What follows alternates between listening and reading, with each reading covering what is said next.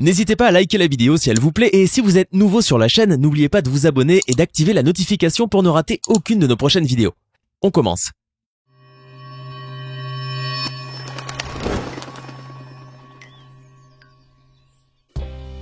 Bonjour et bienvenue à tous.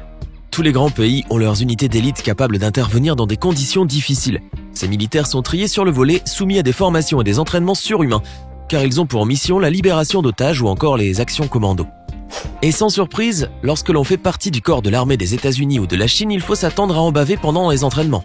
Aujourd'hui, je vous propose de découvrir les entraînements militaires les plus fous du monde. Le service aérien spécial, ou SAS simplement, est la meilleure unité dont dispose l'Angleterre. Les militaires du SAS ont pour devise « Qui ose gagne ». Et on comprend mieux pourquoi lorsque l'on sait comment se passe leur recrutement. Les candidats doivent d'abord passer un premier test qui sert à éliminer les soldats pas assez motivés ou pas en assez bonne forme physique. Ensuite, les sélectionnés passent à l'étape suivante, le Basic Infantry Battle Fitness Test. Il s'agit simplement de faire une marche en 2 heures de 12,8 km avec un sac de 25 kg, rien que ça.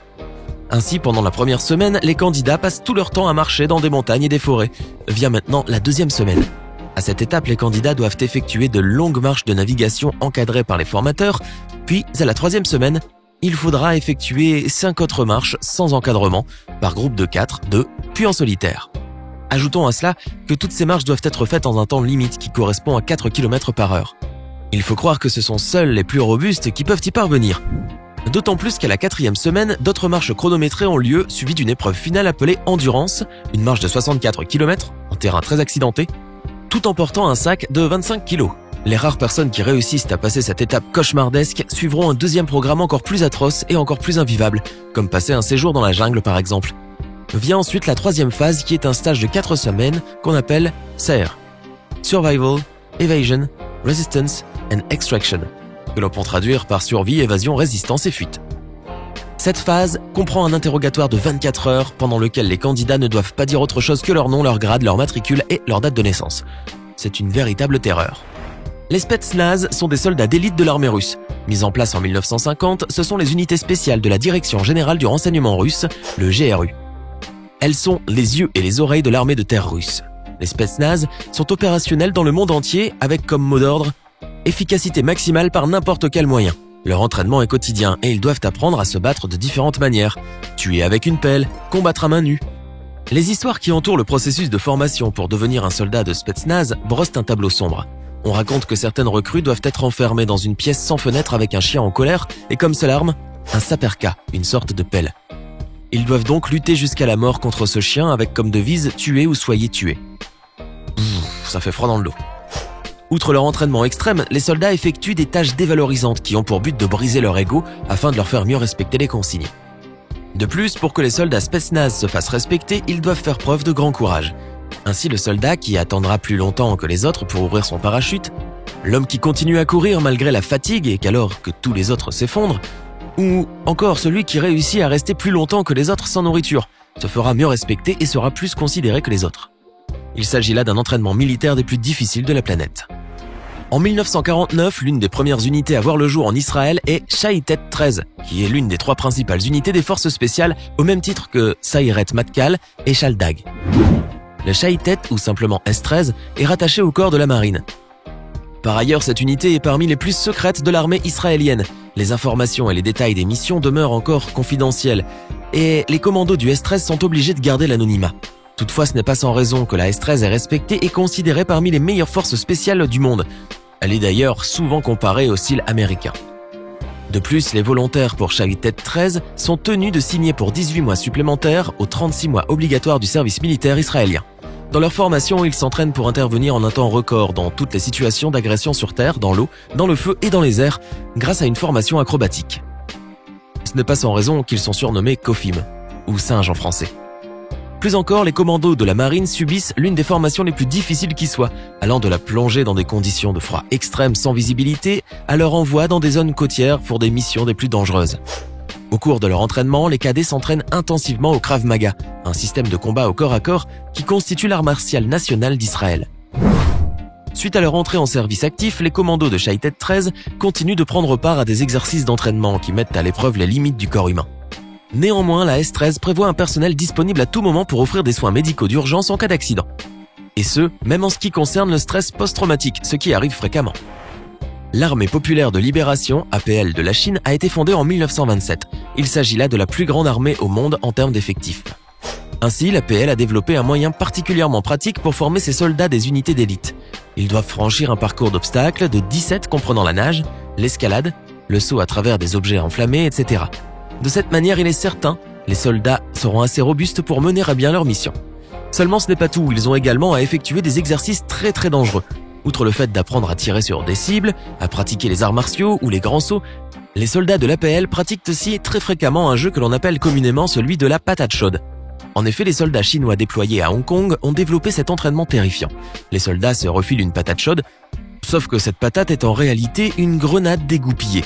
Quand la mèche arrive au bout, le dernier soldat à la tenir la jette dans un fossé et les autres se couchent au sol et en se recouvrant la tête. C'est vraiment terrifiant, n'est-ce pas ? Néanmoins, cela a un but, c'est de développer la discipline, la prudence et le courage. La Garde nationale de sécurité est une unité qui relève du ministère de l'Intérieur de l'Inde. Dans cette unité, le choix de la méthode d'entraînement ou des épreuves d'admission dépend en grande partie de l'instructeur. Parfois, les soldats ont à être déposés dans une jungle qu'ils n'ont jamais vue avec des provisions de nourriture pour une seule journée uniquement.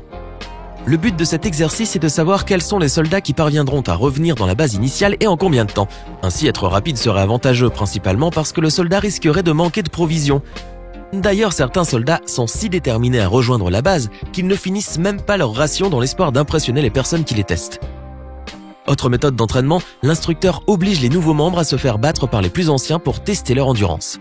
On pourrait facilement dire qu'il s'agit de maltraitance ou de bizutage, mais ce n'est pas le cas pour les soldats qui obéissent à cet exercice avec grande volonté.